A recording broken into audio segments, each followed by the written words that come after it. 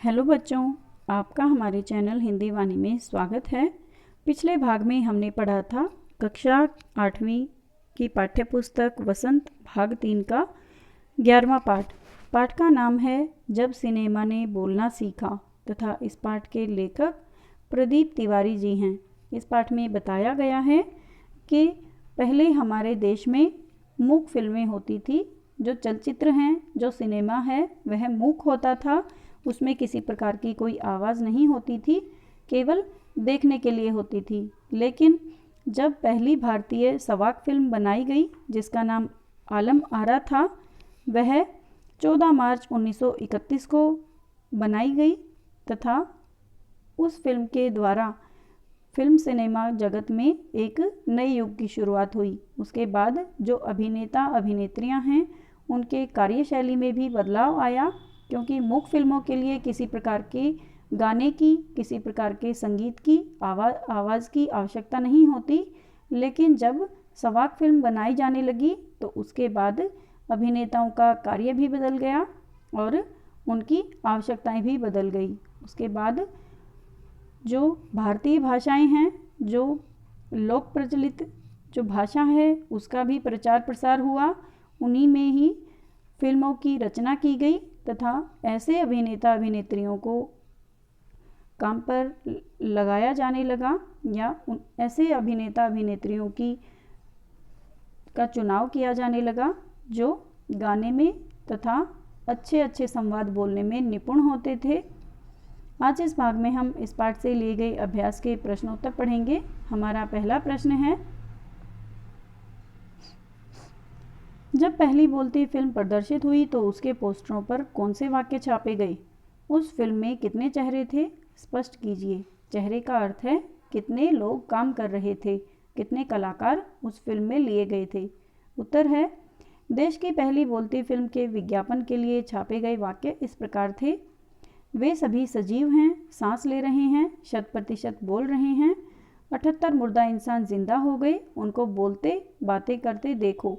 यानी यह एक ऐसा वाक्य था जो इस फिल्म के विज्ञापन के लिए प्रयोग किया गया था। इस फिल्म के जो पोस्टर थे उन पर ये छापे गए थे। पाठ के आधार पर आलम आरा फिल्म में कुल मिलाकर 78 चेहरे थे, अर्थात 78 लोग इस फिल्म में काम कर रहे थे। हमारा दूसरा प्रश्न है, पहला बोलता सिनेमा बनाने के लिए फिल्मकार आर्देशिर एम ईरानी को प्रेरणा कहाँ से मिली? उन्होंने आलम आरा फिल्म के लिए आधार कहाँ से लिया? विचार व्यक्त कीजिए। उत्तर है, फिल्मकार आर्देशिर एम ईरानी ने 1929 में हॉलीवुड की एक बोलती फिल्म शोबोट देखी और तभी उनके मन में बोलती फिल्म बनाने की इच्छा जागी। इस फिल्म का आधार उन्होंने पारसी रंगमंच के एक लोकप्रिय नाटक से लिया।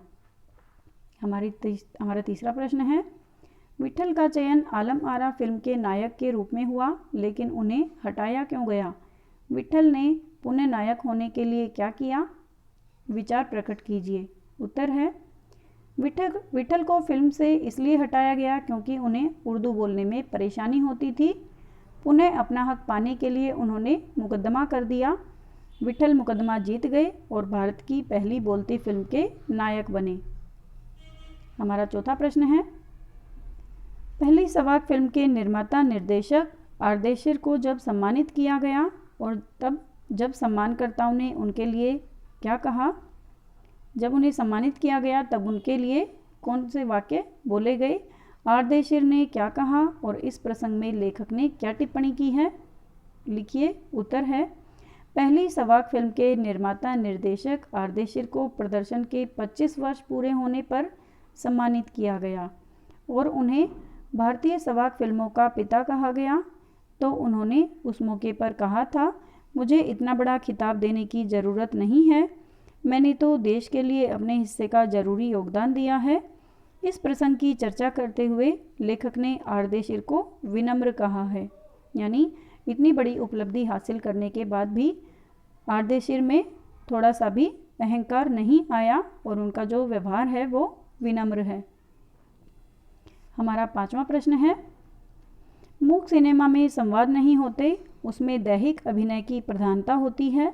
सब कुछ उन्हें अपने क्रियाकलापों और जो चेहरे के हाव भाव होते हैं उनके द्वारा ही प्रकट करना होता है, अभिनय करना होता है।